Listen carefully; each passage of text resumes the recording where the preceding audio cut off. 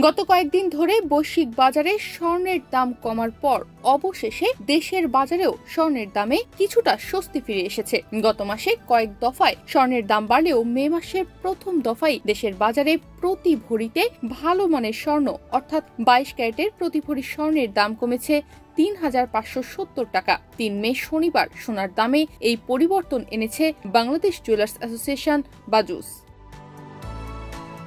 নতুন মূল্য অনুযায়ী ৪ মে রবিবার থেকে দেশের বাজারে প্রতি ভরি 22 ক্যারেটের স্বর্ণ বিক্রি হবে ১,৬৮,৯৭৬ টাকায়। ২১ ক্যারেটের এক ভরি স্বর্ণের দাম কমিয়ে ১,৬১,৩০১ টাকা নির্ধারণ করা হয়েছে। এছাড়া ১৮ ক্যারেটের এক ভরি স্বর্ণের দাম ১,৩৮,২৫৩ টাকা নির্ধারণ করা হয়েছে। আর সনাতন পদ্ধতির এক ভরি স্বর্ণের দাম ১,১৬,৭৮০ টাকা করা হয়েছে।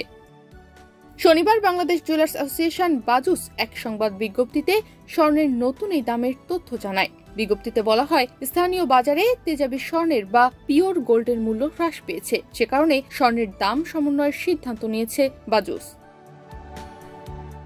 এর আগে 22 ক্যারেটের সোনা প্রতি ভরির দাম ছিল ১,৭২,৫৪৬ টাকা। এছাড়া ২১ ক্যারেটের প্রতি ভরি স্বর্ণ ১,৬৪,৬৯৬ টাকা, ১৮ ক্যারেটের প্রতি ভরি ১,৪১,১৬৯ টাকা এবং সনাতন পদ্ধতির প্রতি ভরি স্বর্ণ ১,১৬,৭৮০ টাকায় বিক্রি হচ্ছিল।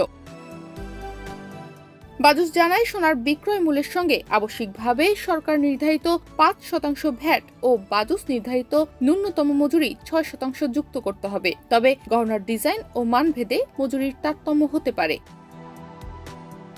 তনিমা রহমান, বাংলাদেশ প্রতিদিন।